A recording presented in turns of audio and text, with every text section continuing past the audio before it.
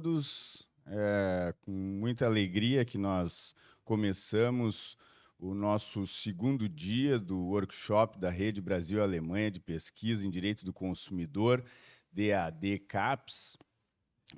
Esse é um evento especial, porque nós estamos celebrando os 200 anos da imigração alemã. Eu, como Schmidt, estou especialmente feliz de poder ouvir os professores nessa data comemorativa.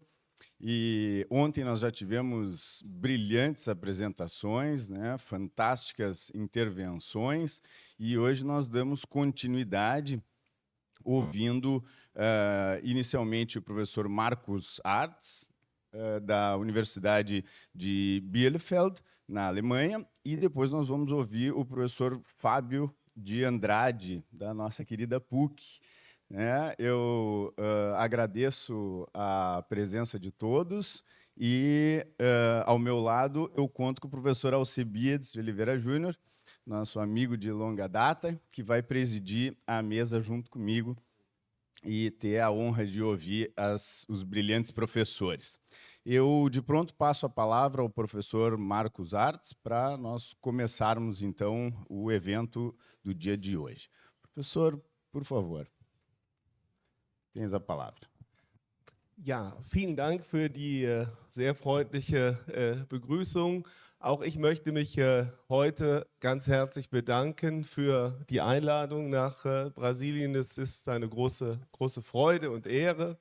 Zuerst möchte ich mich bedanken bei Professora Claudia für die wunderbare Organisation. Es hat alles ganz toll geklappt. Auch bedanke ich mal bei Professor Beate für die Kooperation und dass wir 10 Jahre zusammengehalten haben und Fluten und Pandemien überstanden haben. Ein ganz besonderer Dank geht an Marina, die mich so toll betreut hat die letzten Tage und mein Herz erwärmt hat. Ja, vielen Dank. Und gestern haben wir unsere Kooperation noch ein bisschen erweitert, nicht nur nach Argentinien, sondern am Ende auch nach Chile, ganz wichtig. Chile hat eine große Rolle gespielt am gestrigen Abend, zweimal Chile. Jeder weiß, worum es geht.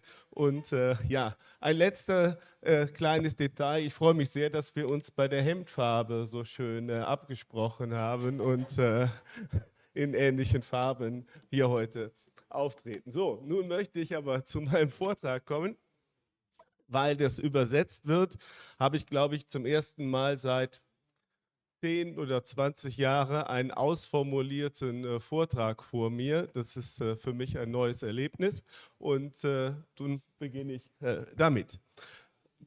Ich versuche ein bisschen langsamer zu sprechen, damit die Kollegen aus Aachen mir folgen können. Bevor ich im zweiten Teil meines Vortrags auf das Recht der Aktualisierung, das Recht auf Aktualisierung eingehen werde, möchte ich vorab ein paar grundsätzliche Aussagen zu den seit dem 1.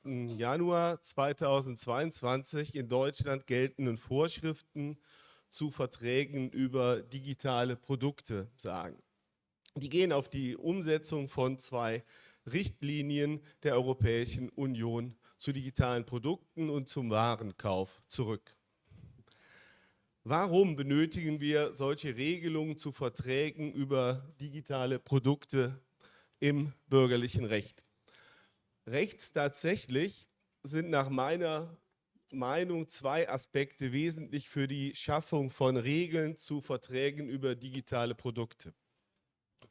Erstens hat sich die Art und Weise, wie Verbraucher ihre Bedürfnisse befriedigen, radikal verändert. Dies möchte ich am Beispiel von Musik verdeutlichen. Brachte früher eine Band eine neue Schallplatte heraus, so wie in der letzten Woche die britische Gruppe The Cure, ging man in den Schallplattenladen, um die neue Platte, die neue Scheibe zu kaufen. Womöglich kampierte man in der letzten Nacht noch vor dem Datum der Veröffentlichung, sogar vor dem Laden, um der Erste zu sein, der das begehrte Gut dann in den Händen halten konnte. Um es auf die rechtliche Ebene zu heben, Es ging um einen Kaufvertrag über eine bewegliche Sache, eine Schallplatte, an der dann Eigentum übertragen wurde an den Verbraucher. Tatsächlich hat der Schallplattenmarkt in Deutschland und in Europa eine Renaissance erlebt. Die Vinylplatte ist wieder in Mode. Es gibt aber nun vielfache alternative Wege, die neuen Musikstücke von The Cure zu hören. Man erwirbt die Platte als Datei bei einem Online-Händler, nutzt das bereits bestehende Abonnement mit einem Streamingdienst oder sichert sich nur das Recht, die Musikstücke eine Zeit lang zu hören. An den 3 Alternativbeispielen, es gäbe viele mehr, wird schon klar, wo das Problem liegt. Handelt es sich bei der digitalen Befriedigung des Bedarfs um einen Kaufvertrag, eine Miete, einen atypischen Vertrag oder gelingt es überhaupt, solche Geschäfte einem der herkömmlichen Vertragstypen des besonderen Schuldrechts zuzuordnen oder zu unterwerfen? Man mag auch an dieser Stelle schon die Frage stellen und gleich verneinen, ob es sinnvoll ist, die neuen Vertriebskanäle zwanghaft unter die alten Kategorien zu fassen. Zweitens hat sich der Bezug des Herstellers bzw. des Verkäufers einer Sache zu dieser im Zeitraum nach der Übergabe verändert.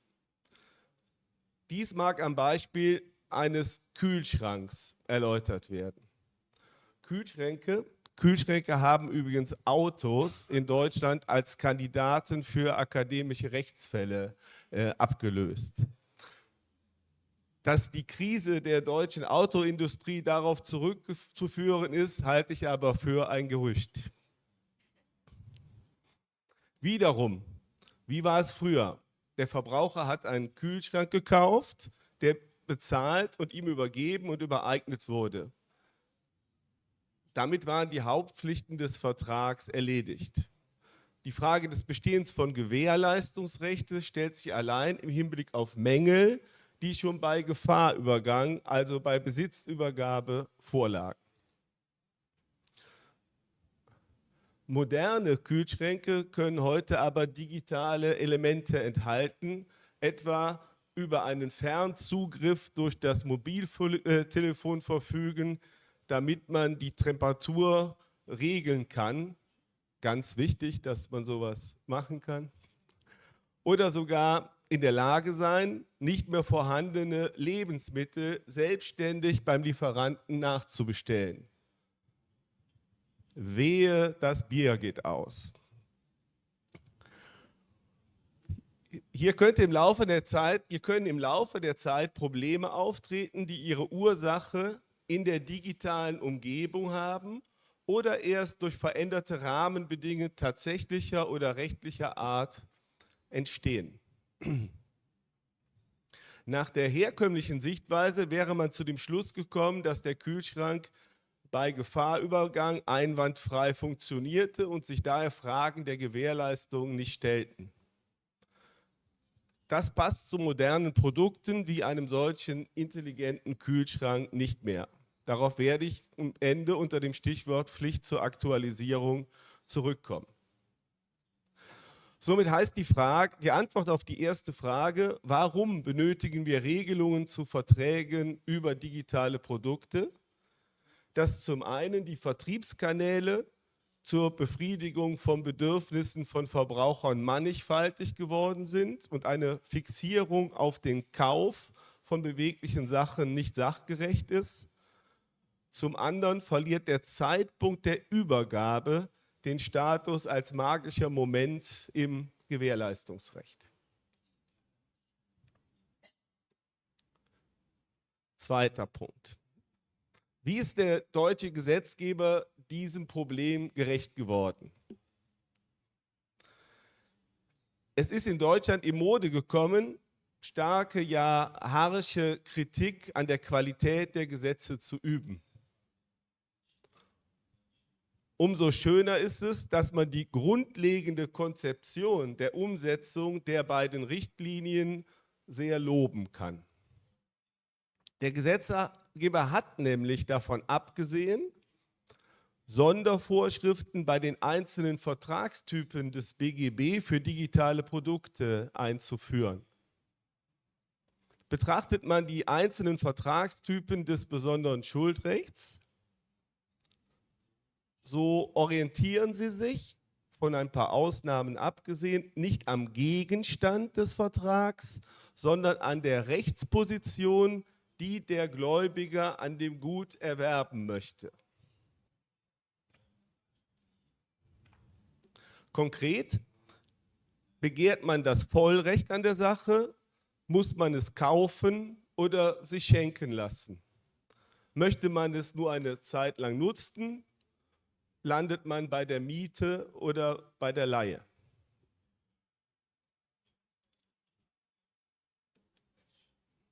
Es wurde schon angesprochen, dass es nicht einfach, vielleicht sogar unmöglich ist, die Bereitstellung digitaler Produkte jeweils unter einen solchen bestimmten Vertragstyp zu fassen. Dies hat der Gesetzgeber zum Glück erkannt und einen anderen Weg eingeschlagen. Man orientiert sich nicht an der Rechtsposition, die der Verbraucher an dem digitalen Produkt erlangen möchte, lässt diese sogar weitgehend unbeachtet und stellt den Gegenstand des Vertrags, das digitale Produkt, in den Mittelpunkt. Handelt es sich um einen Vertrag zwischen einem Unternehmer und einem Verbraucher über ein digitales Produkt, so finden die neu im allgemeinen Schuldrecht eingeführten Vorschriften der 327 Anwendung. Und die genießen Vorrang gegenüber den Regelungen im Kaufrecht, im Mietrecht, im Schenkungsrecht. Man kann somit, und das ist sehr wichtig, grundsätzlich darauf verzichten, den Vertrag über digitale Bereitstellung der Musikstücke von Cure einem Vertragstypus des BGB zuzuordnen. Dies vereinfacht den Umgang mit dem neuen Recht ungemein. In den neuen Vorschriften findet sich dann ein komplettes Paket von Regelungen zur Leistungspflicht des Unternehmers, also der Bereitstellung des digitalen Produkts, zum Umgang mit der Nichtleistung und ein Gewährleistungsrecht für die Schlechtleistung.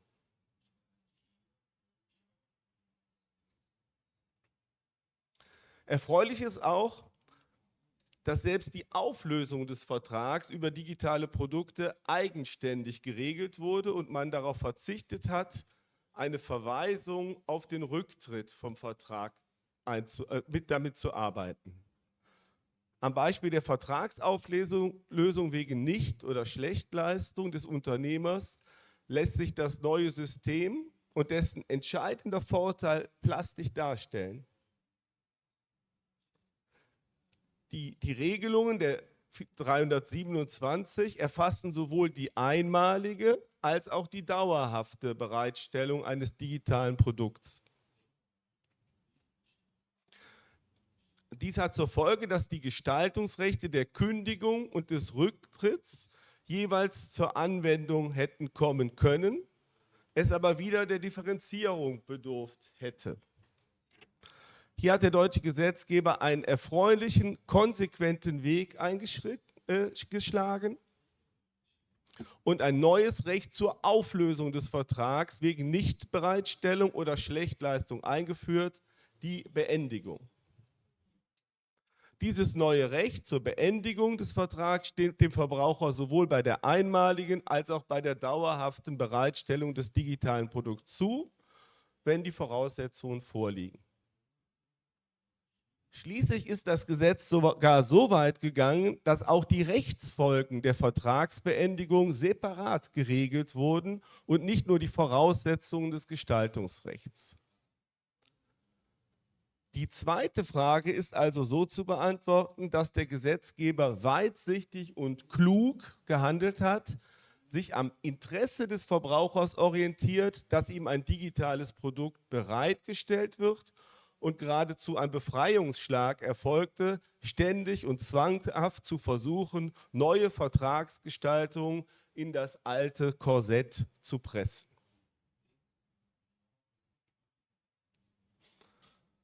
Ich komme jetzt zur Aktualisierungspflicht. Wie ist die Aktualisierungspflicht rechtlich einzuordnen? Es hat sich in Deutschland eine recht akademische Diskussion zur Einordnung der Aktualisierungspflicht des Unternehmers entwickelt. Dazu müssen wir uns zunächst kurz diese Norm einschauen. Paragraph 327f BGB.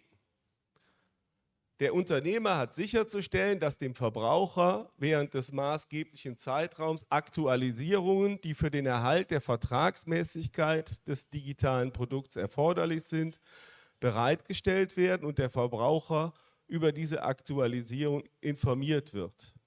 Zu den erforderlichen Aktualisierungen gehören auch Sicherheitsaktualisierungen. Der maßgebliche Zeitraum nach Satz 1 ist bei einem Vertrag über die dauerhafte Bereitstellung eines digitalen Produkts der Bereitstellungszeitraum. In anderen Fällen der Zeitraum, den der Verbraucher aufgrund der Art und des Zwecks des digitalen Produkts und unter Berücksichtigung der Umstände und der Art des Vertrags erwarten kann. Das ist die Vorschrift. Dem Verbraucher steht somit bei einem Vertrag über ein digitales Produkt ein gesetzlicher Anspruch auf Bereitstellung der notwendigen Aktualisierungen zu. Für den Kauf unseres Kühlschranks gilt dies entsprechend nach Maßgabe von § 475a auf die Besonderheiten der Waren mit digitalen Elementen. Gestern haben wir auch schon davon gehört, der intelligente Kühlschrank wäre eine solche, muss ich an dieser Stelle nicht eingehen. Auf den ersten Blick scheint die Regelung der Aktualisierungspflicht recht einfach formuliert zu sein.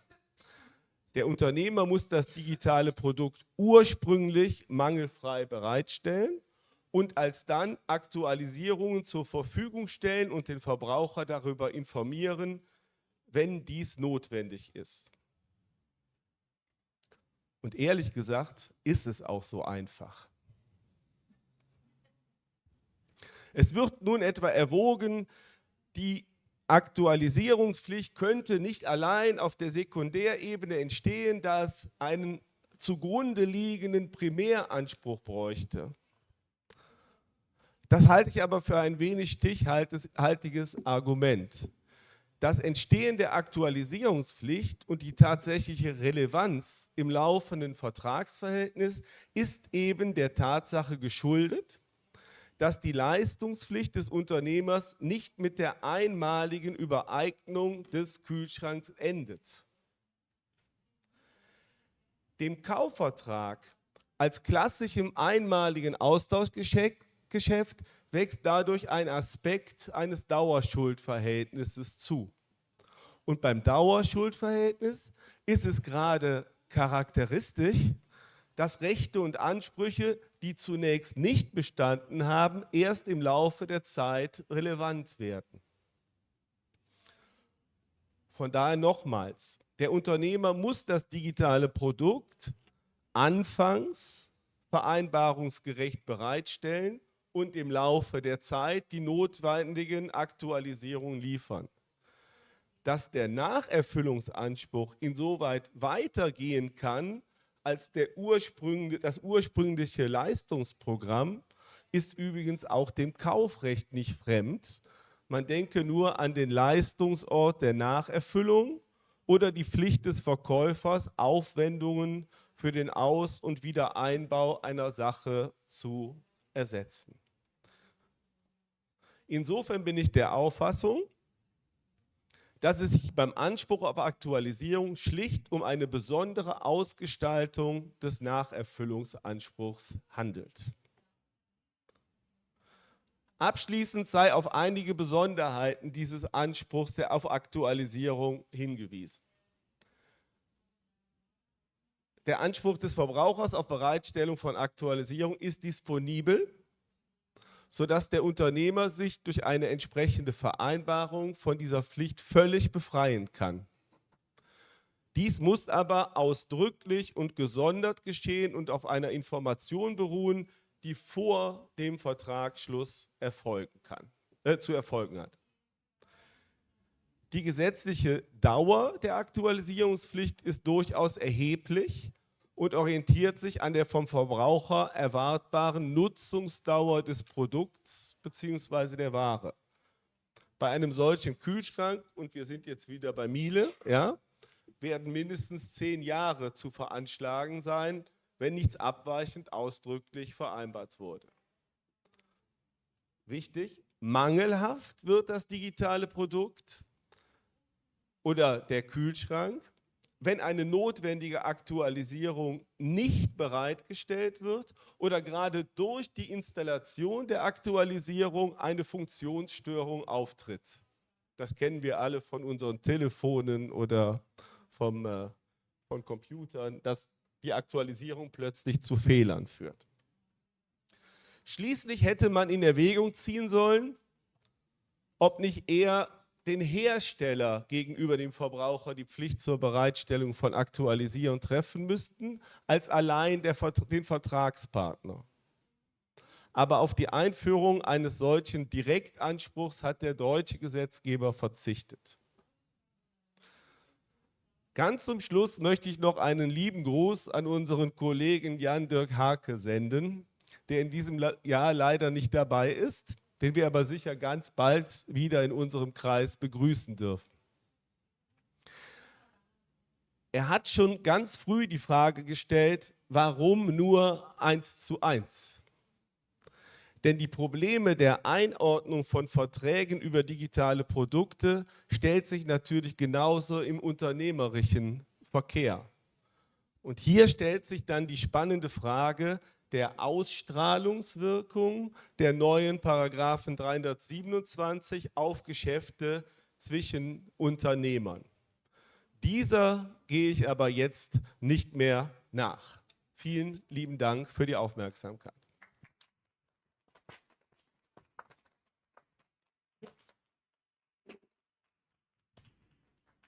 Muito obrigado, professor Marcos Artz. Fantástica exposição. Nós aqui ficamos muito felizes de ouvir a regulamentação dessa temática dos direitos digitais na Alemanha, porque nós aqui também buscamos estudar esses novos contratos e, principalmente, melhor regulá-los, né? No Brasil, a gente tem um projeto de lei que busca a atualização do Código de Defesa do Consumidor, que é o 3514, que é muito defendido pela professora Cláudia, que é a nossa maior referência em direito do consumidor aqui, e, de fato, é muito importante para nós ouvirmos como os alemães estão fazendo essa regulação, porque, de fato, muito pouco restou daquela noção de contrato clássica oriunda da manifestação de vontade.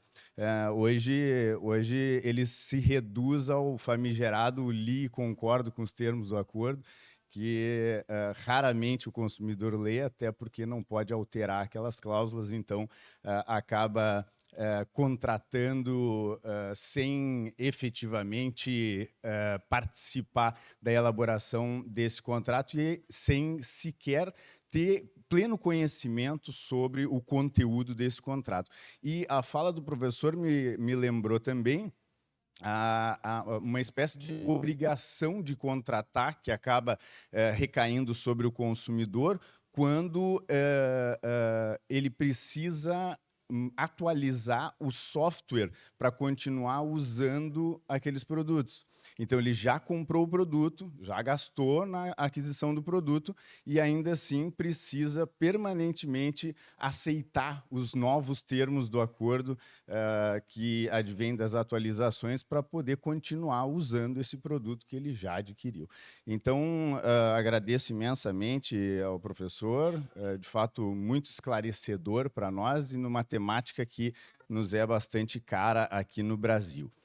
Professor Alcebiades, queremos ouvi-lo um pouco antes de passar ao professor Fábio. Bom, muito bom dia a todos. Bom dia a todos os colegas da mesa, os conferencistas e o meu colega de URGS aqui, que também muito brilhante e competente nessa área, né, do direito do consumidor. Eu confesso a todos, e também saúdo o professor, querido professor, também colega nosso da URGS, né, e grande intelectual, né, dessa área do comércio, né, eletrônico, enfim, de tantas outras questões ligadas ao direito consumidor. É uma honra, então, estar aqui. A professora Cláudia me deu esse privilégio, né, de poder participar do evento. Eu trabalho um pouco mais em outras áreas, ligadas mais aos direitos humanos, assim, mais no sentido clássico, né? Mas a grande verdade é que o assunto do momento é esse. É esse, o uso abusivo, né, das grandes empresas e do grande comércio eletrônico e a preocupação que isso nos traz, né, em relação à proteção do consumidor. Então, muito obrigado pela oportunidade, sem mais delongas. Temos que ouvir, né, primeiro os nossos convidados, né, como é o caso agora, né, depois do nosso professor alemão, né, a, a palavra também aqui do nosso colega, do nosso colega Fábio Andrade, né? Mas muito obrigado, professor. Não sei, passo a palavra, passo para ele o microfone, né? Bem, bom dia a todos. É uma satisfação estar aqui, mais essa atividade da nossa Universidade Federal do Rio Grande do Sul, da Escola de Direito, da Faculdade de Direito, a mais tradicional instituição de direito do nosso estado, uma das mais proeminentes do nosso país. Saúdo, em primeiro lugar, como não poderia deixar de ser, a professora Cláudia Lima Marques, diretora da instituição, e, como foi dito, é uma inspiração para todos nós na área não só do direito do consumidor, como do direito privado. Saúdo os meus colegas de mesa, no caso, o professor Alcibiades, professor André, professor Arnes, e também, evidentemente, nossos convidados, me incluo entre os, entre os anfitriões, os nossos convidados alemães e também colegas da América Latina e, claro, os estudantes que nos prestigiam. Muitas vezes, quem fala em segundo lugar sofre um prejuízo, e esse é o meu caso depois da bela fala do professor Marcos Arnes. O tema que foi pensado para mim corresponde ao direito à reparação, o right to repair, que eu intitulei aqui como uma diretriz, né, para mim mesmo, um novo direito subjetivo ao consumidor. Perspectivas para o direito brasileiro. Devo confessar, se devo fazer essa confissão, que eu já havia tratado desse tema anteriormente e, podem ficar tranquilos, eu tentei atualizá-lo. E um ponto que foi objeto de atualização diz respeito efetivamente ao título, porque na primeira ocasião em que enfrentei o tema, havia um ponto de interrogação, né? Era right to repair, um novo direito subjetivo ao consumidor. Então, aqui eu, me permito dizer, dei um passo à frente, já posso antecipar uma conclusão, porque o direito à reparação, ao conserto, se quisermos usar o vernáculo, sem anglicismos, já se afirma efetivamente como um direito subjetivo ao consumidor. Vamos ver os desafios para o direito brasileiro. Então, qual é a questão, né? Qual é a questão desse direito novo, entre aspas, no regramento, na constelação do direito do consumidor e, como é um pouco a minha ênfase, numa teoria geral do contrato, né? Uma visão, se não digamos unitária, mas combinante entre o direito do consumidor e o direito civil e o direito privado. Então, trata-se, em síntese, de verificar a possibilidade de ampliação do direito do consumidor ou de instituir um direito subjetivo ao consumidor, né? E talvez aqui, não para todos, né, mas uma visão clássica de direito subjetivo, uma visão, se me permitam citar a pandetística, né? Uma visão de Windscheid do direito subjetivo, uma visão que combine a visão de Ehring e de Windscheid, ou seja, o direito subjetivo outorga ao titular um poder, né? Um poder de exigência em face de um interesse qualificado. Então, aqui está o cerne da ideia de que o direito à reparação, ao conserto, configurará um direito subjetivo. Então, quando esse direito subjetivo se configurará? Quando ele se depara, o consumidor, com a necessidade do conserto do bem. Vamos usar esse termo muito geral. O bem terá um problema. Não podemos dizer um vício de qualidade. O defeito seria a questão da segurança pelo CDC. Corrija-me, por favor, a mestra de todos nós. O bem adquirido, o produto, na temática do CDC, como todos sabem, ele terá um problema, um vício de qualidade. Esse tema ele tem ampla atualidade, na medida em que não somente se vincula, está na órbita, se ancora na tutela do consumidor, prima facie, mas também com a necessidade de alcance de outros objetivos primordiais da nossa ordem jurídica e social, como serve, por exemplo, de referência à obtenção de um meio ambiente de maior sustentabilidade. Afinal, tendo em vista a política de diminuição da vida útil dos aparelhos eletrônicos, dos bens, a chamada obsolescência programada, e a dificuldade que enfrentará o consumidor para repará-lo, não só de ordem prática, mas também como ordem econômica, se acentua seguidamente o descarte desses aparelhos. Observe-se que o nosso Código de Defesa do Consumidor, o CDC, de 1990, portanto, de 35 anos atrás, ele não estava alheio a essa questão. Pois no campo da política nacional de consumo, no conhecido artigo 4º, se explicita que uma das políticas de consumo a ser perseguida preconiza a garantia de produtos com padrões adequados de durabilidade. Então, essa fórmula, vamos usar essa palavra, ela poderia hoje ser utilizada para enfrentar ou para servir de base jurídica para o tema proposto. Qual é a premissa sobre a qual se contempla o nosso direito material? É forçoso dizer, é uma visão que, de uma certa forma, me agrada, que nós ainda estamos presos a fórmulas romanas. Continuamos dominados, em certo sentido, por soluções romanas. E aqui, qual seria a matriz romana? A ideia de que, não quero falar do direito alemão, evidentemente, mas no direito brasileiro a solução seria, a premissa seria a noção de vícios redibitórios e a solução seria oferecer, prima facie, ao consumidor, vírgula, comprador do bem, vírgula, a possibilidade de redimir o contrato, uma axio redibitória, ou então de buscar a diminuição do valor do preço pago, que corresponderia, na fórmula clássica, uma axio quanti minoris. Então, é certo que no direito brasileiro, o Código de Defesa do Consumidor, e eu não vou referir as soluções do direito alemão a partir da modernização do BGB em 2000, mas no Código de Defesa do Consumidor houve disposições novas. Essas soluções se encontram no citado artigo 18, parágrafo 1º, que trata dos vícios de qualidade.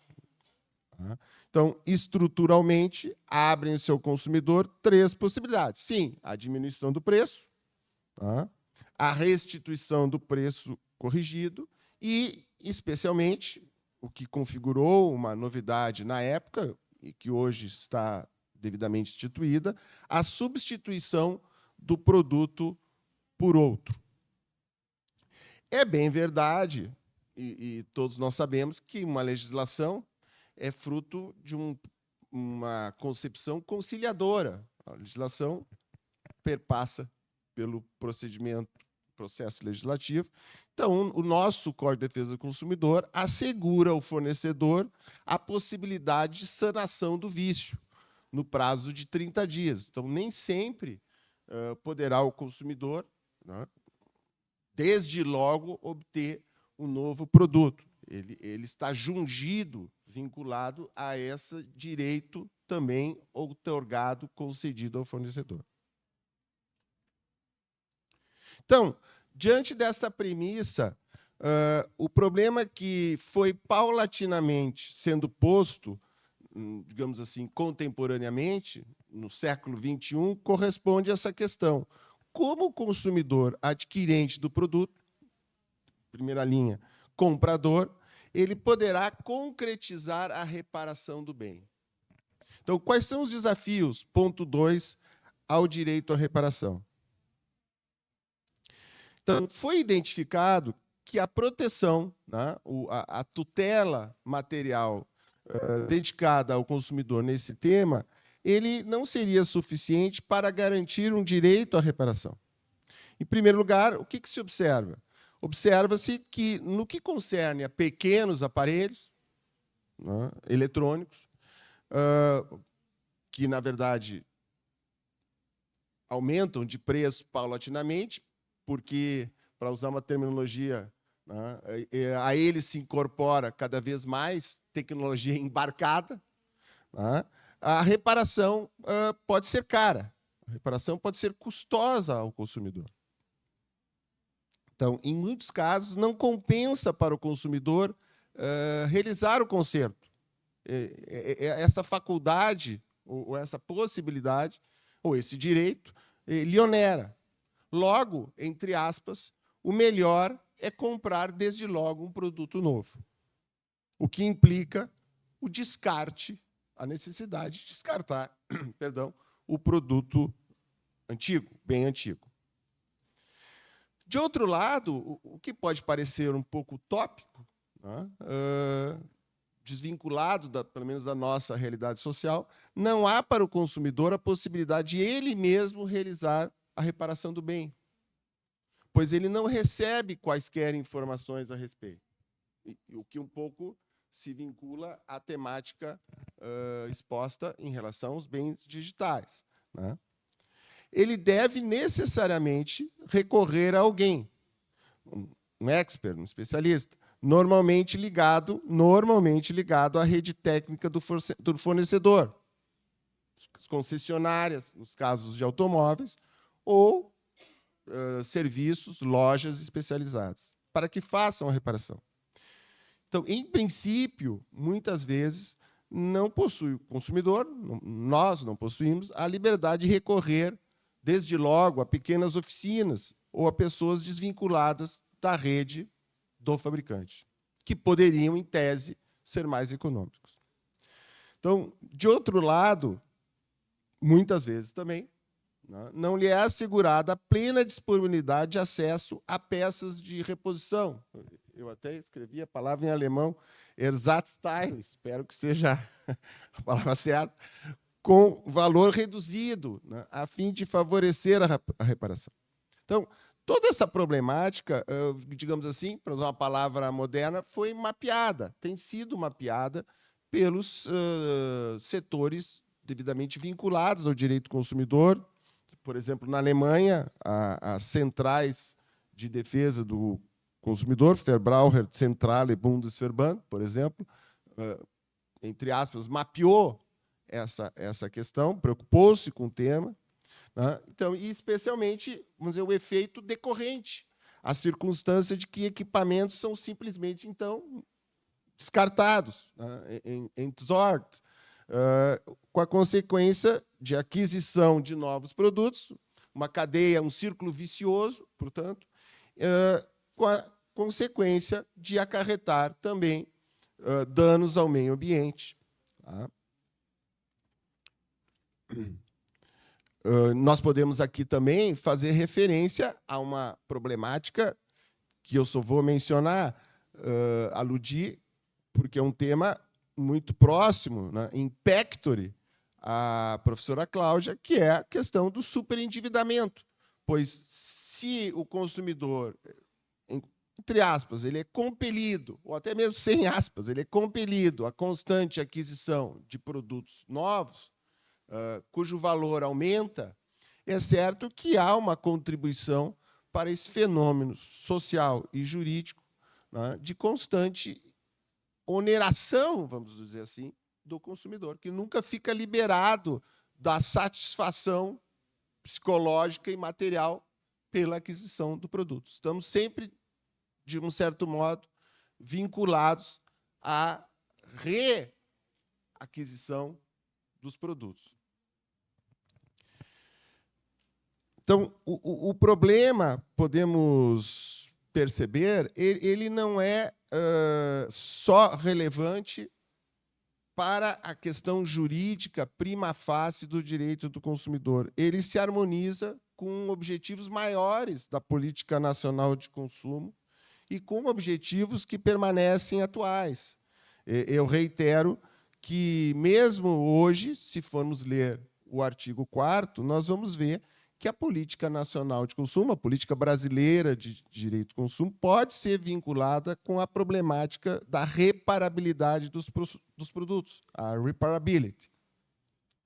Bom, dentro desse quadro, como se dá, o que podemos apontar em relação ao desenvolvimento do direito à reparação, né, a sua concretização atual e os principais instrumentos para assegurar? Então, nesse contexto, para não me alongar muito, cumpre frisar que o ano de 2024, o ano atual, pode ser considerado como um marco para o desenvolvimento do direito à reparação no cenário internacional. E aqui um aspecto peculiar, porque muitas vezes, em alguns pontos relativos à regulação da tecnologia, se percebe o direito europeu e o direito americano com uma visão, usar um anglicismo, um approach distinto. E, em muitos cenários, até, por exemplo, no direito ao esquecimento, né, isso não tem ocorrido, salvo engano, aqui, porque tanto na perspectiva americana como na perspectiva europeia, a afirmação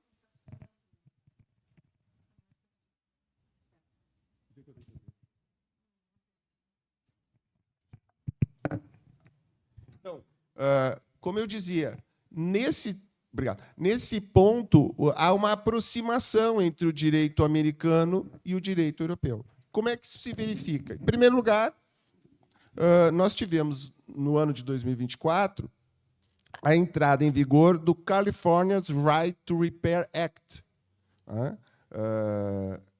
de número 244, Bill 244, que entrou em vigor em julho último. Não é a primeira legislação de um Estado americano. Quero crer, estou citando de memória, que é o 8º Estado americano a implementar uma legislação sobre essa matéria. O aspecto a ser destacado é que, como nós sabemos, a Califórnia é um dos estados americanos mais populoso, então, o que dá representatividade. Já tivemos a legislação, a primeira talvez tenha sido de Massachusetts, e outros estados se seguiram, recentemente o estado de Nova York, e agora há essa lei, o Right to Repair Act da Califórnia. Sem querer trazer novidades a quem já as conhece, é certo que marcante foi, nesse ano, a diretiva europeia sobre a matéria, a diretiva 1799, né, de 13 de junho de 2024. Então, o que essas normativas jurídicas tentam implementar de forma panorâmica?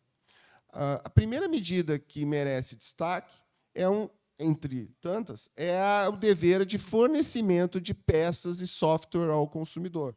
Então, por exemplo, a lei californiana, a legislação californiana, prevê que os fabricantes devam fornecer peças, equipamentos, software e documentação para auxiliar a reparação para todos os aparelhos com valor superior a $50. A legislação californiana excetuou os videogames. Então, ao contrário da nova-iorquina. A nova-iorquina incluiu os videogames. Na legislação californiana, os videogames foram excluídos sob o argumento de que o consumidor poderia alterá-los, né, o seu software. Esse dever tem um prazo de duração que pode alcançar 7 anos. E, particularmente, merece, no meu juízo, referência à circunstância que o dispositivo tem eficácia retroativa, né? Ele alcança produtos eletrônicos vendidos ou usados no estado da Califórnia a partir, ou desde julho de 2021. Então, não é para o futuro. Produtos que já estão em uso, que já foram vendidos, que, portanto, pertencem ao consumidor, o consumidor já terá um benefício sobre ele. E, é claro, há um enforcement, no sentido de que são previstas multas, na hipótese de o fornecedor não concretizar esses dispositivos. Então, poder-se-ia traçar um paralelo. Essa questão está presente no direito brasileiro, ela é alheia ao direito brasileiro? Não de todo. De novo, o CDC ele foi, para usar uma expressão da professora Cláudia, ele foi visionário, no sentido, ele foi atualíssimo, ele é atual, né? Porque o nosso código prevê que o fornecedor e importador tende a assegurar o fornecimento de peças, enquanto não cessar a produção e importação do produto. Então, o legislador, inclusive, não previu um prazo útil, uma vida útil para o produto. Esse dever é ad eterno, em princípio. Tá? Mas a questão que se coloca é que a nossa jurisprudência ela tem mitigado, em demasia, no meu modesto entender, essa questão. Porque é uma realidade brasileira, o direito também é a praxis social. Então, muitas vezes, o consumidor se depara com uma longa espera para receber as peças, no nosso cenário. Então, há talvez um pouco fora, mas um exemplo racional, para que se tenha a ideia. Há um acidente de trânsito e o consumidor precisa reparar o seu automóvel. Então, ele muitas vezes se depara com um período de 6 meses, 8 meses, especialmente quando o carro é antigo, né, para que o conserto ocorra. Bom, isso, evidentemente, é um desestímulo para o consumidor, que muitas vezes, então, quando ele tem essas condições, evidentemente, no nosso cenário, troca de carro, porque ele não consegue ficar 8 meses ou 6 meses, ou 4 meses esperando o conserto.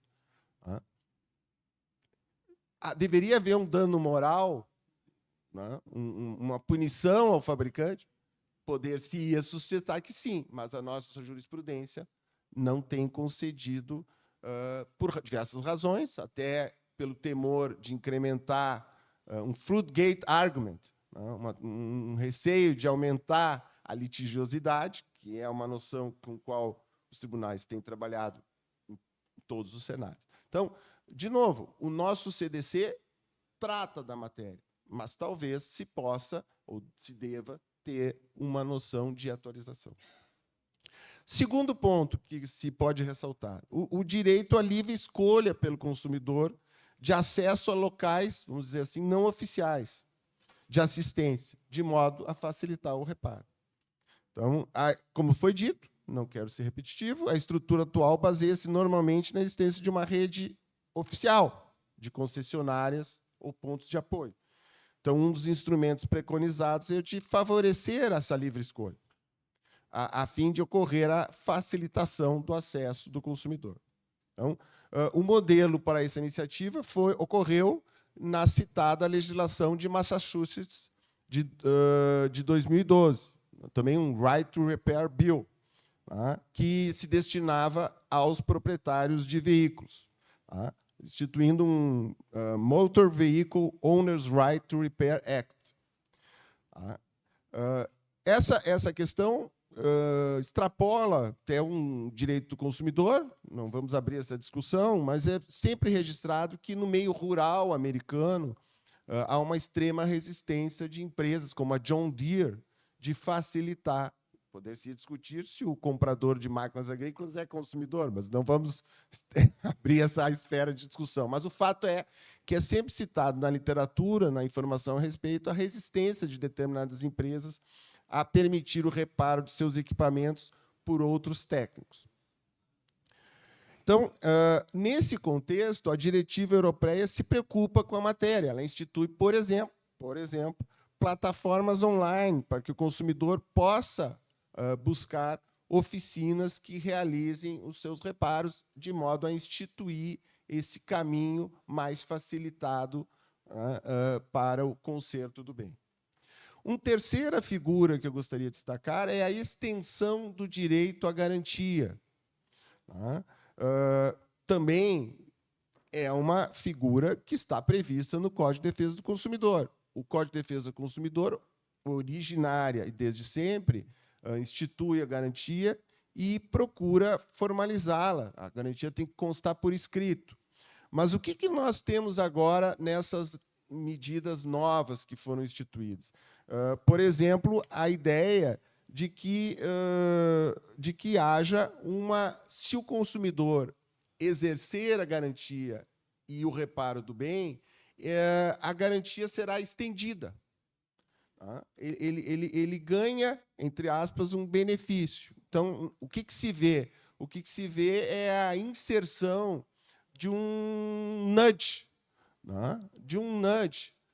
um instrumento da economia comportamental para incentivar a mudança na conduta do consumidor.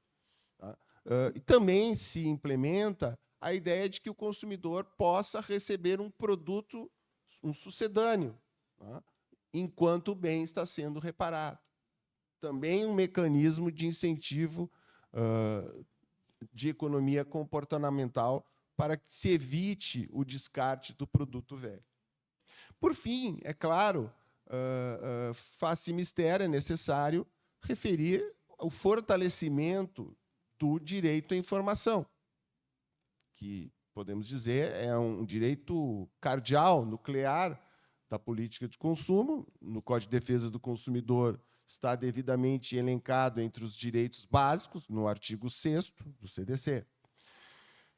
Mas o que ocorre? O que ocorre é que essas medidas, a lei californiana e a lei e a diretiva europeia, elas se preocupam em fortalecer esse direito à informação. Eles se preocupam em fortalecer esse direito à informação no sentido de que possa o consumidor encontrar os mecanismos, rede de acesso, uma instrução de como se dá o reparo, e isso nós, salvo engano meu, não temos no nosso sistema. Então, em essência, quais conclusões poderíamos apontar? Uma visão aproximativa, uma contribuição aproximativa ao tema. Então, em primeiro lugar, o direito à reparação ele ainda, pelo menos no direito brasileiro, subutilizado. Ele precisaria ser difundido e, é claro, que deveria haver uma contribuição também cultural. O direito também depende, repousa numa visão cultural para que se implemente novas normativas. Nós temos que ter presente que o direito à reparação ele é, de certo modo, talvez entre aspas, desencorajado pelo fornecedor. O fornecedor não tem, prima facie, um interesse em prolongar a vida útil do bem, ou mesmo quebrar essa lógica econômica de que o próprio consumidor possa reparar o bem ou buscar oficinas ou postos de serviço livremente, subtraindo-se, desvinculando-se de uma rede oficial.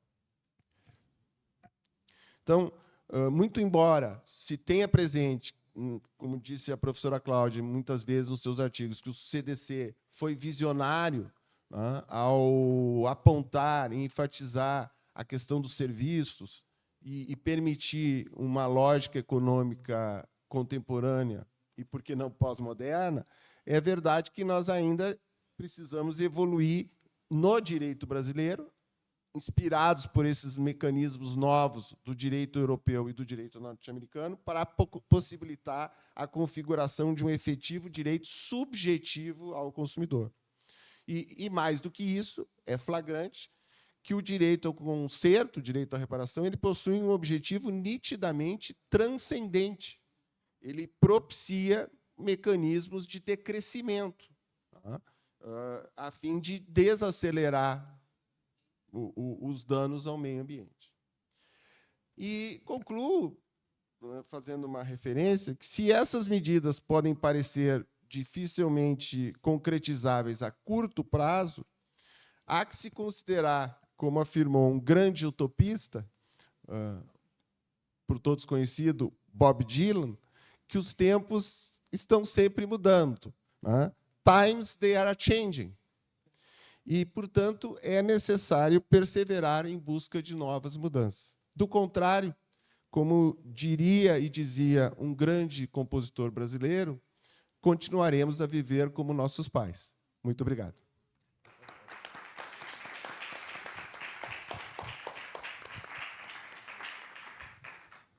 Muito bom, excelente participação, professor Fábio. Agradecemos a essa bela exposição sobre responsabilidade civil no Código de Defesa do Consumidor, toda a sua preocupação com a questão da obsolescência programada. Então, realmente bastante especial e bastante prática, né? Nós ali no Balcão do Consumidor, aqui na URGS, está aqui a professora Ana Paula Atz, a Aliane, que podem confirmar. Essa é uma temática bastante comum, que aparece com frequência pelos consumidores aqui no nosso balcão da Universidade Federal. Nesse momento, eu vou abrir para perguntas. Então, eu não sei se alguém tem algum questionamento para um dos professores. Professora Câmara.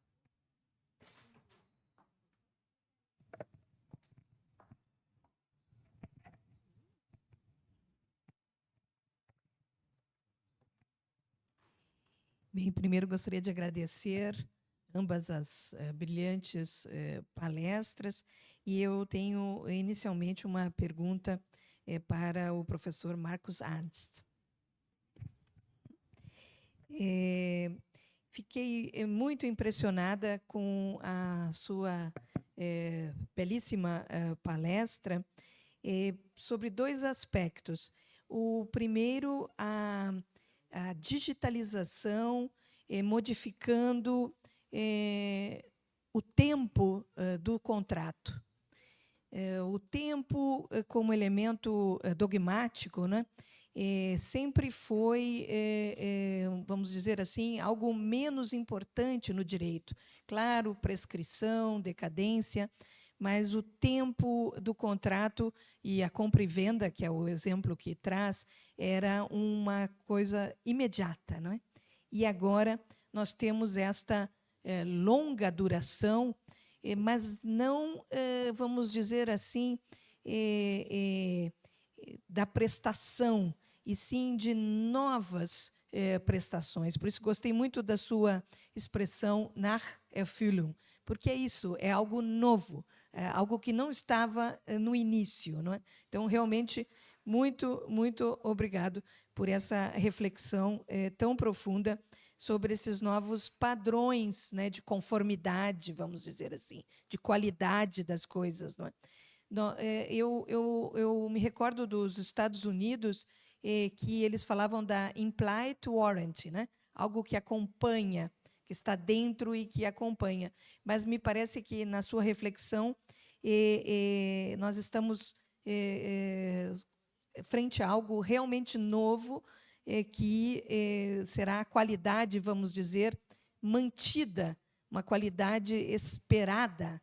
É algo um pouco diferente de uma garantia implícita, não é? É uma qualidade de manutenção das expectativas e segurança e também do consumidor.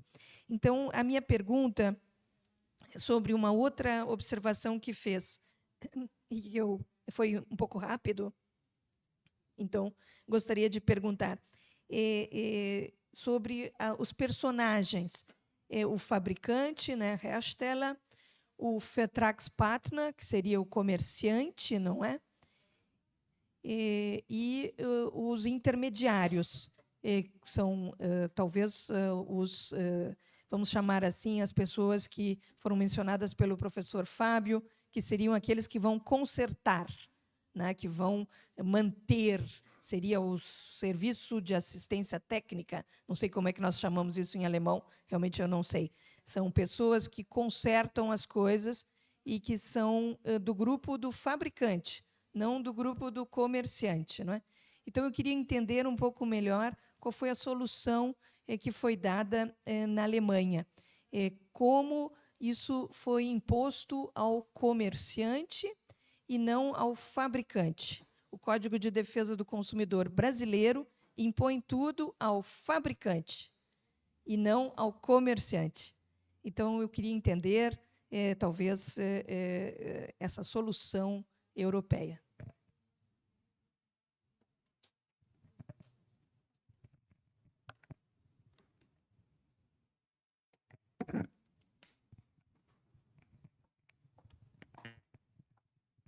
Ja, funktioniert. Vielen Dank für die tolle Frage. Ich möchte eine kleine Vorbemerkung machen. Wenn man dankt, hat man immer die Gefahr, eins zu vergessen. Und ich möchte dir noch danken für diese tolle technische Unterstützung. Pardon, das habe ich zu Beginn vergessen. Ja, zu der ersten Anmerkung. Ich habe nachher noch überlegt, dass ich vielleicht einen Punkt wegen dieser Dauerhaftigkeit ein wenig kurz dargestellt habe. Deswegen möchte ich kurz ergänzen.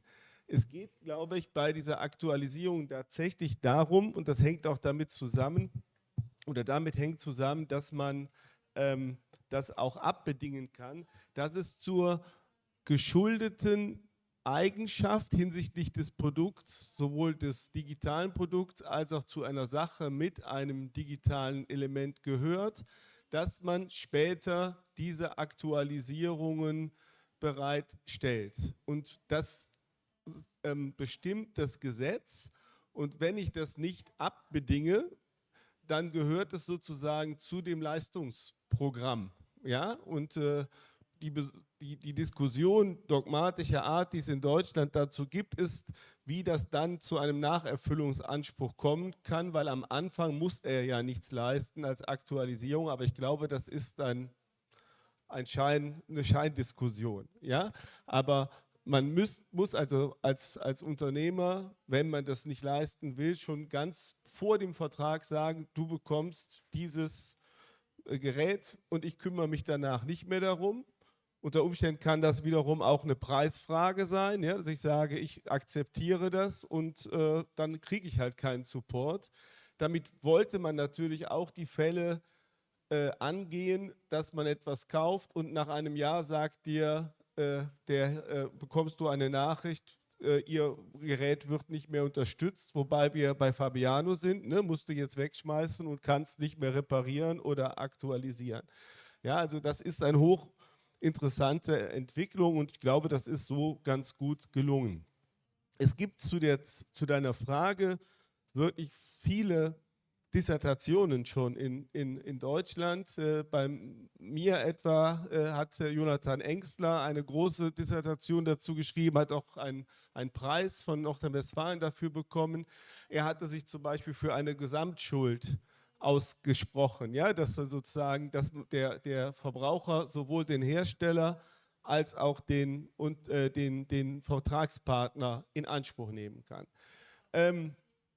Ich habe das so verstanden, ich kann mich erinnern, wir haben mit Beate in München während des Prozesses eine Veranstaltung mit dem zuständigen Referatsleiter aus dem Ministerium gemacht. Da haben wir genau diese Fragen diskutiert, ob man nicht einen Direktanspruch, wie es in Frankreich, glaube ich, auch gibt, einführen würde. Ich glaube, ja, Beate würde sagen, die Mehr der Relativität des Schuldverhältnisses wird hochgehalten. Also man orientiert sich an dem Vertrag zwischen dem Unternehmer, ich sage jetzt bewusst nicht Verkäufer, sondern Unternehmer und Verbraucher und sagt, wir wollen das alles in diesem Vertrag halten. Aber man muss natürlich sagen, der Unternehmer wird zum Teil hier mit Pflichten belastet, die er selbst eigentlich gar nicht oder grundsätzlich nicht erfüllen kann, sondern diese Aktualisierung, die kann eigentlich nur der Hersteller. Also wir sprechen oft über diese Plattform, das ist ja eigentlich davor, jetzt sind wir dahinter. Weißt du, wie ich meine? Also sozusagen wir diskutieren ja oft über diese Intermediäre, das sind ja die zwischen dem Unternehmer und dem Verbraucher. Also wir kaufen über Amazon oder wie auch immer. Aber hier geht es ja eigentlich nicht darum, dass es über eine Plattform geht, also einen Vermittler, sondern es geht ja darum, dass ich hinter meinen Vertragspartner kommen muss, also dessen Lieferant, der Hersteller, der kann ja eigentlich nur die Aktualisierung bereitstellen. Sodass wir also Dreiecksverhältnisse sind immer kompliziert, ne? Im Recht, im Leben, überall. Und sodass man also sozusagen da den Hersteller braucht, aber sich an den Unternehmer hält, mit dem man den Vertrag hat. Und das wird auch wirklich heiß diskutiert, aber man hat am Ende einen klaren Weg gemacht. Ich glaube auch, dass er schwierig ist. Ein Beispiel, das trifft ja nicht nur die großen Unternehmer und nicht nur die Unternehmer, die mit Neuwaren handeln. Nimm einen Gebrauchtwagenhändler, ja, ein kleiner Händler, der so ein Auto verkauft, das aber nicht ein altes ist, schon digitale Produkte hat, der muss dem Verbraucher, wenn er es nicht ausschließt, diese Updates zur Verfügung stellen. Und das ist für den ganz schön schwierig. Ja? Wir haben oft in Deutschland, in Europa an Ausfallstraßen so kleine Händler, ja, die haben so eine kleine Bude und einen Hof und da verkaufen die ein Auto. Ja? Manchmal nicht ganz so legal. Ja, aber die sind auch verpflichtet. Und ich kann mich erinnern an eine Konferenz am Petersberg, schön in Bonn, Autorechtstag.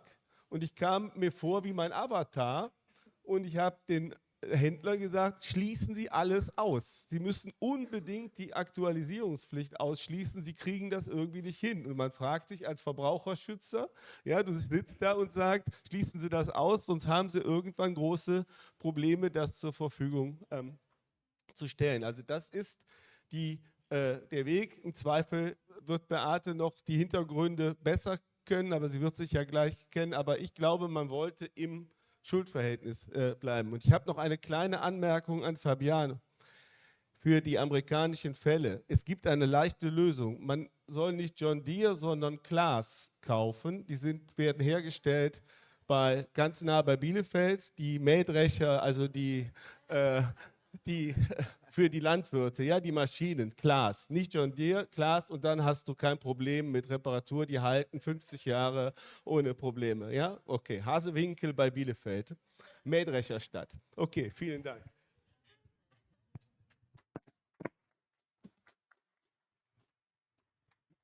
Brilhante resposta, muito obrigado, professor.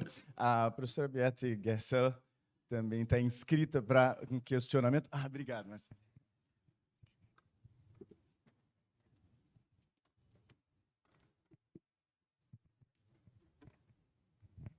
Ja, vielen, vielen herzlichen Dank für beide Vorträge. Und ich würde zuerst ganz kurz was sagen zu dem Aspekt Zeit, der ja in beiden Vorträgen vorkam. Und ich glaube in der Tat, und da schließe ich mich an das an, was du gesagt hast, auch Claudia, ich glaube, dass wir dem Faktor Zeit eine andere, also unser Blick ist sozusagen immer schon schief gewesen. Wir haben viel zu stark auf das einmalige Austauschverhältnis Kauf unser Vertragsrecht aufgebaut. Das war aber schon immer falsch, denn es gab schon immer sehr wichtige Dauerschuldverhältnisse, zum Beispiel die Miete, ja, die auch volkswirtschaftlich wichtig sind, und die haben wir vernachlässigt. Insofern sehe ich, das sage ich auch immer, in der Digitalisierung eine große Chance, das Vertragsrecht gerade zu rücken und eben diesem Faktor Zeit, der beispielsweise auch eben bei der Frage, kann ich monatelang auf ein Ersatzteil warten, eine Rolle spielt. Ja, ich glaube, dass wenn man das ernst nimmt, dass dann in der Tat, das hast du ja gesagt, Markus, dieses Problem mit der Primärpflicht oder Sekundärpflicht, dass das in Wahrheit keines ist. Denn ich bringe immer das ganz analoge Beispiel, wenn ich heute eine Wohnung oder ein Haus, ich miete heute ein Haus mit Garten und die Bäume blühen, dann ist völlig klar, irgendwann kommt der Winter und dann blühen die Bäume nicht mehr und dann kann ich nicht den Vermieter verklagen und sagen, aber als ich angemietet habe, haben die Bäume geblüht, die müssen jetzt weiter blühen. Das ist der Standard. Also dass der Qualitätsstandard wandelbar ist in der Zeit, ist eine Selbstverständlichkeit. Es kommt eben darauf an, was vereinbart ist und was dann auch die gesetzlichen Vorgaben. Deshalb nochmal, ich glaube, diese Aktualisierungspflicht, das ist ein Novum jetzt in diesem Bereich, weil wir halt früher beim Kaufvertrag da nicht drauf geschaut haben. Aber das ist jetzt in der gesamten Landschaft der Vertragswelt eigentlich kein Novum. Es gibt uns, wie gesagt, die Chance, das Vertragsrecht besser und genauer anzuschauen.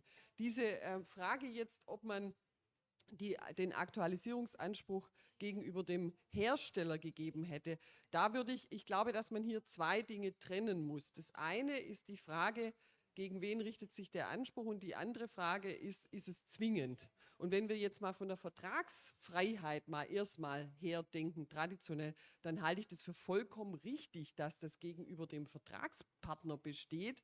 Und der muss das eben organisieren, genauso wie ich ja auch als Verkäufer eine Ware verkaufen kann, die ich noch nicht habe, und dann brauche ich auch den Hersteller dazu. Und ich glaube, man sollte sich da auch nicht also der Gebrauchtwarenfall ist in der Tat ein besonderer. Also bei Neuwaren kann man, glaube ich, schon davon ausgehen, dass dann das in der Absatzkette zurück so organisiert wird. Die andere Frage, und das ist natürlich richtig, also in dem Moment, wir sind ja im Verbraucherrecht, wo das zwingend ist es natürlich ein Problem, weil ich dann bestimmte Segmente, bestimmte Händler habe, eben die Gebrauchtwagenhändler, die können das nicht leisten. Ja? Das ist aber, glaube ich, eine andere Frage. Also da muss man dann eher drüber nachdenken, wie man da vielleicht dann tatsächlich das Abbedingen organisiert. Aber ich glaube, dass das gedacht von Grundsätzen der Vertragsfreiheit richtig ist. Der ist gebunden, der mir halt die vertragliche Leistung verspricht.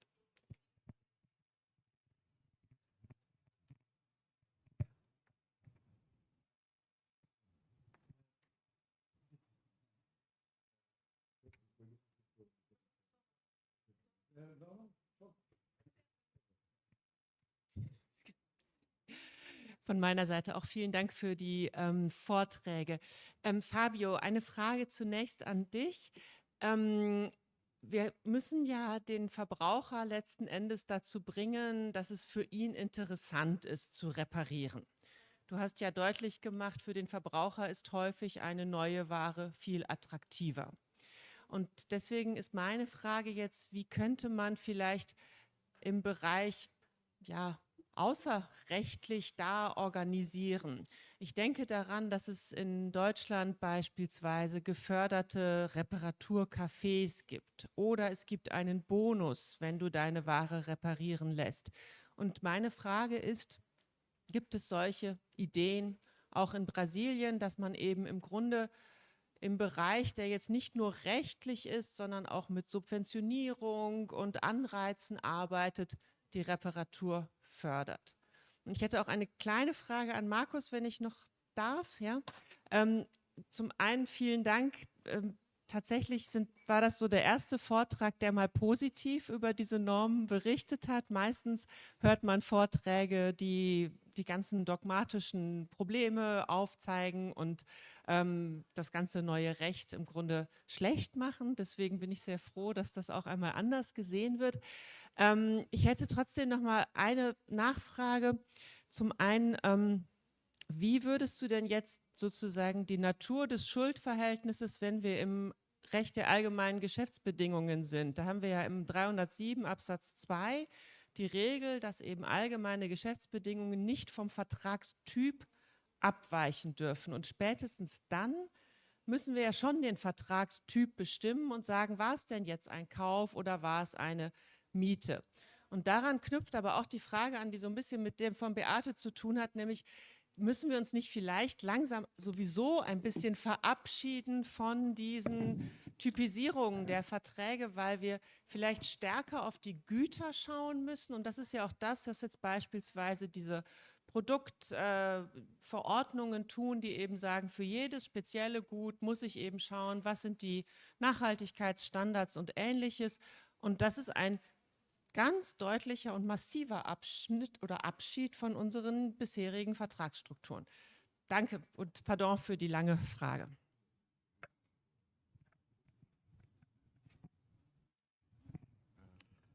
Ich möchte mich kurz fassen, aber doch auch nochmal, ja, vielleicht kann man die Fragen gar nicht beantworten, aber doch nochmal zwei grundsätzliche Bemerkungen machen zur Regulierung des Verbraucherschutzes aus der Perspektive des Verbrauchers. Müssen wir nicht auch immer noch die Perspektive des Unternehmers mitdenken? Das Ganze basiert auf dem Gedanken des Binnenmarktes. Wir wollen eigentlich, dass über viele Tausende von Kilometern Pflichten erfüllt werden können. Und wenn der Gebrauchtwagenhändler im Zweifel die Pflichten nicht erfüllen kann, dann mache ich genau das Gegenteil, was ich eigentlich bezwecke. Grenzüberschreitenden Verkehr zu ermöglichen, der wird im Zweifel blockiert. Also auch methodisch gefragt. Du hast jetzt wirklich brillant die Fragestellung der Richtlinie in die deutsche Dogmatik gebettet. Das müssen 27 andere Mitgliedstaaten auch. Und wäre es doch nicht viel sinnvoller, wenn wir unseren Gehirnschmalz dafür verwenden würden, wie wir beispielsweise über eine europäische Verordnung gleich einheitliches Recht schaffen würden, um dann die Fragen von Transaktionskosten zu durchdenken, um dann die Frage zu durchdenken, was mache ich, wenn die Nachbesserung fehlschlägt, ein zweites Mal fehlschlägt, ich 6 oder 8 Wochen oder Monate warten muss. Das sind doch dann die drängenden Probleme, wo im Zweifel das Recht nicht funktioniert. Und sollten wir nicht Effektivität des Rechts folgenorientiert, da unseren Gehirnschmalz drauf konzentrieren und nicht, wie wir jetzt es durch unsere europäische Gesetzgebungstechnik, durch die Richtlinientechnik halt notwendigerweise machen, dass wir immer genau überlegen, wo passen wir es ein. Und wir hatten es ja ganz kurz gestern diskutiert. In Deutschland haben wir eigentlich eine Sonderlösung, dass wir das Verbraucherschutzrecht ins Zivilrecht denken oder halt implementieren. Die meisten Nachbarstaaten machen es anders. Ich glaube, es fehlt überhaupt noch eine vertiefte Diskussion, was denn die bessere Lösung wäre. Aber ich behaupte mal, eine europäische Verbraucherverordnung wäre vielleicht auch ein Modell, was vielleicht dann endlich mal Rechtsharmonisierung schafft und nicht, wie wir jetzt doch wieder mit hohem akademischen Aufwand, du hast ja gesagt, viele Dissertationen entstehen, wie wir dogmatisch diese Aktualisierungspflicht einbetten und unsere Vertragstypen auflösen. Ich glaube, die Fragen bräuchten wir gar nicht diskutieren, wenn wir sie gleich in eine Verordnung hätten. Depois ela quer fazer uma pergunta. Ou esperamos por ela.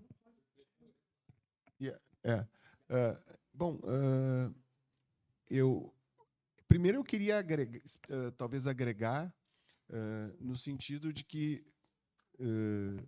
se eu entendi bem a resposta, professor Adson, porque eu ousei ouvi-lo sem tradução. Então, há uma premissa aqui. Porque ele referiu, eu anotei, que numa discussão, numa esfera de discussão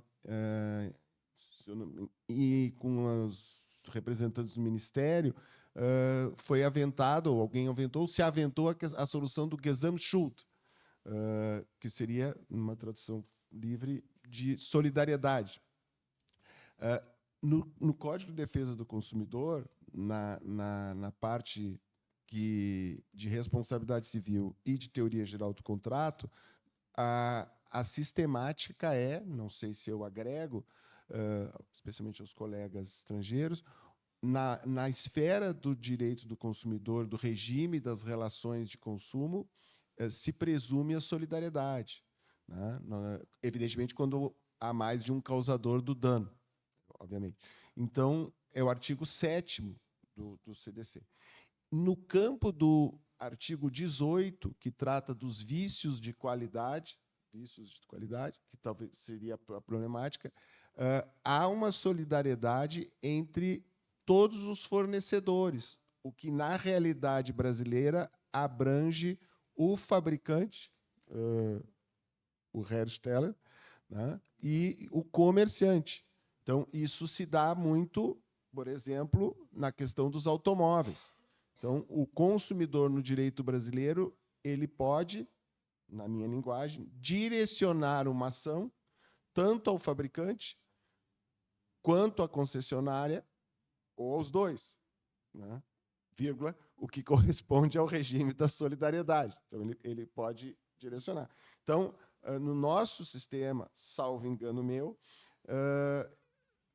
haveria já essa premissa do regime da solidariedade. Segundo lugar, respondendo à pergunta mais difícil, sem dúvida, o professor toca um ponto que eu vou escapar a essa pergunta, porque, no sentido seguinte, e vou responder metodologicamente. Sem dúvida, se posso usar esse fundamento, o direito é autopoético. Então, soluções que forem alcançadas podem trazer dificuldades posteriores, como essa que o senhor muito bem aventou. Eu diria, prima facie, não sei como o tradutor vai traduzir, assim, de bate-pronto, eu responderia que a circunstância de nós termos essas dificuldades posteriores não devem nos impedir de avançar na implementação de um direito de reparação. Essa seria uma tentativa de lhe responder, reconhecendo que isso poderá realmente trazer dificuldades posteriores. Quanto à pergunta mais, entre aspas, mais fáceis, sim e não, né? A sociedade brasileira ela tem avançado, e talvez aqui os que são bem mais jovens do que eu, o que é esmagadora maioria, praticamente, ou todos, poderão dar mais exemplos. É verdade que a sociedade brasileira tem cada vez mais recebido e desenvolvido iniciativas, entre aspas, alternativas, né? Contra a corrente, no sentido de favorecer métodos ecológicos no transporte, na coworking, etc. Talvez ainda precisemos caminhar mais nessa concepção de concretizar e viabilizar mecanismos que favoreçam a reparação e ampliar a cultura da reparação. Né? Mas não é uma questão que esteja, não sei se eu posso usar essa palavra em alemão, que seja fremd, que seja estranha às mentalidades atuais. Ao contrário, eu diria que elas estão próximas da sociedade brasileira, que tem abraçado essa visão um pouco against the current, contra a corrente. Não sei se respondi.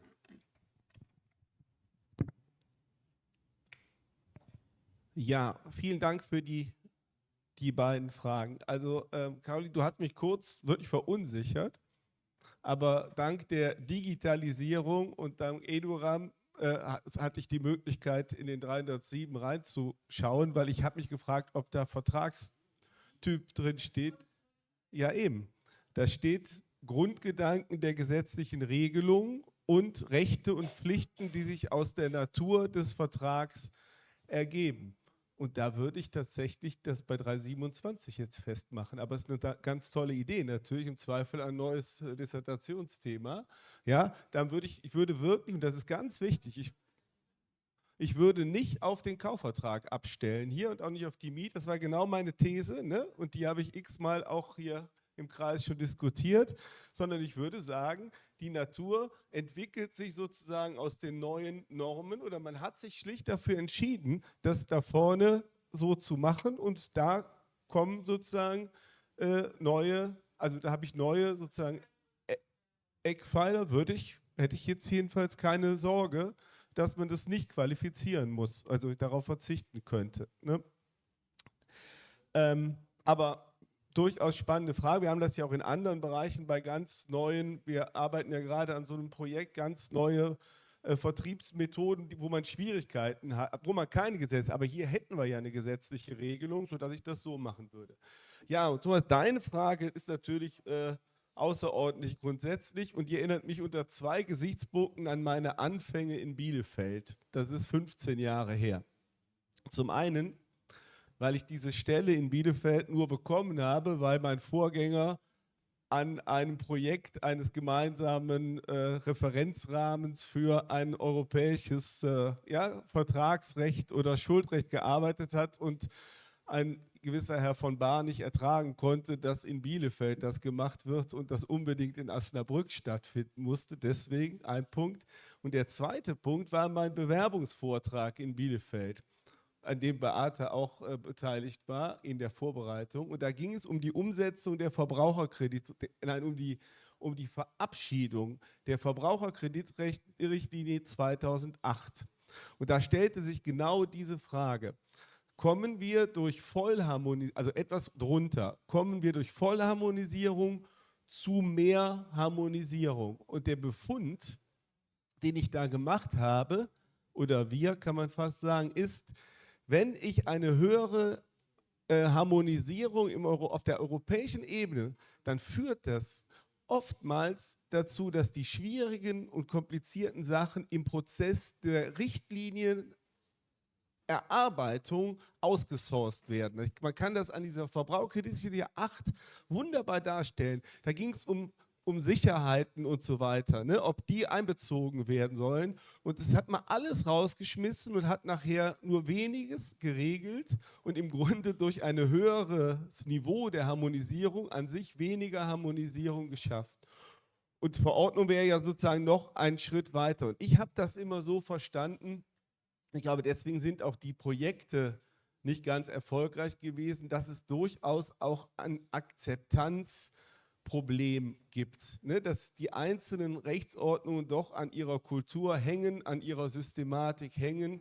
Und ich weiß nicht, ne, ob es sozusagen vor dem Hintergrund, ja, da kommt jetzt von Brüssel schon wieder das, ob das wirklich klappen würde, dass man sozusagen den einzelnen nationalen Vertragsrechten was aufstülpen würden als Verordnung, so und so macht er das jetzt. Es gibt natürlich mittlerweile relativ viele Verordnungen, sonst wurden die in Spanien, ne, in Barcelona jetzt gerade von Kollegen Schulze vorgestellt, aber ich habe immer ein gewisses Vertrauen gehabt, dass du über den Richtlinienweg es gelingen kann, das in die Systematik einzubringen. Aber du hast natürlich recht, man muss immer wieder schauen, dass es dann irgendwie passt, aber wenn man jetzt mal den großen Anstoß nimmt, ich sehe die Schuldrechtsmodernisierung durchaus als Erfolgsgeschichte. Also ich glaube, da haben wir mit vielem aufgeräumt und ich weiß nicht, ob das so geschehen wäre ohne den Anstoß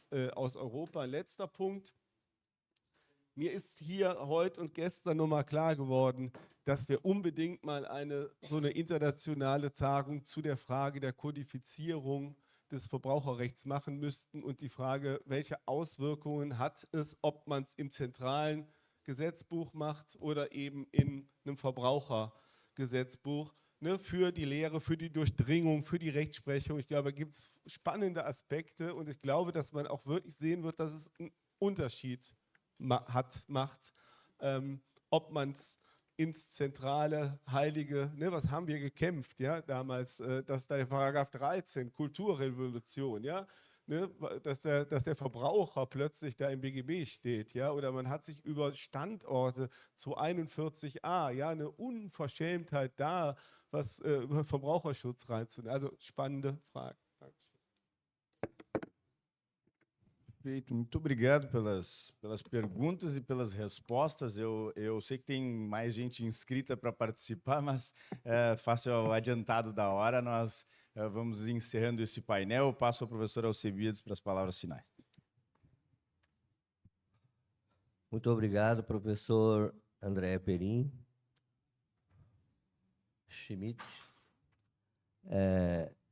Muito obrigado também à professora Cláudia Marques por nos conceder essa chance, essa oportunidade de participar de importante painel.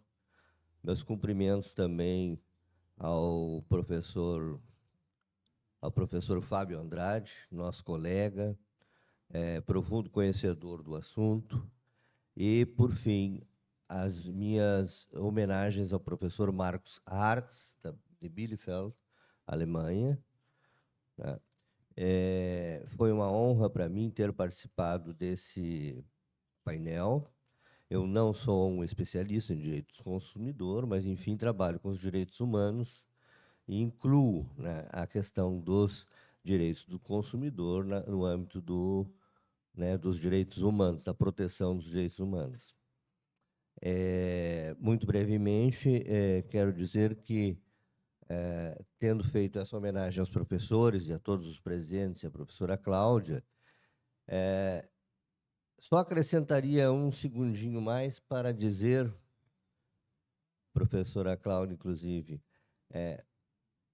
um segundinho mais para dizer o seguinte: conversei já muito com a senhora e acho muito interessante, que eu aprendi muito sobre isso, que ao trabalhar com os direitos humanos de uma maneira mais clássica, direitos individuais dos indivíduos, direitos da sociedade, direitos transindividuais ou coletivos e difusos, né, eu acrescentei aquela ideia de que temos que também, na atual pós-modernidade, protegermos, né, os direitos inerentes à manipulação genética, né, hoje, né, dos genes, e essa questão, né, relacionada a esse assunto bem complexo. E, por fim, eu conversei com a senhora que também colocava no âmbito dos direitos humanos as questões relativas e inerentes à realidade virtual. E aí nós fizemos, e a senhora concordou comigo, e eu achei muito interessante, fiquei valorizado, de que hoje em dia o direito do consumidor é atravessado pela realidade virtual. As compras são eletrônicas, né, muitas delas, né? E nesse caso, né, aparece aqui uma série de questões complexas decorrentes, né, desse tipo de compra, né? Porque muitas vezes o pedido foi uma coisa, a entrega é outra, o pedido veio com defeito, não se consegue, né, resgatar aquilo que aconteceu, e por isso, então, eu vou aproveitar o momento, fazer uma homenagem à professora Cláudia e dizer que ela já, em bom tempo, em bom momento, escreveu uma obra brilhante junto com outro professor brilhante, Antônio Herman de Vasconcelos Benjamin, que é o ministro, né? E que se chama Comércio Eletrônico e Proteção Digital do Consumidor. Eu considero essa obra brilhante e realmente uma das obras mais atuais, né, dentro desse mundo hoje informatizado, né, que vivemos. Então, eu queria fazer esse encerramento homenageando a nossa coordenadora, né, diretora da faculdade, coordenadora geral deste evento, e a oportunidade de ter estado aqui de maneira humilde, sem ser um especialista, né, tocando nesses assuntos que interessam muito a todos nós que estamos neste universo, nesta vida, nesse mundo de grande desenvolvimento tecnológico. Muito obrigado. Era isso.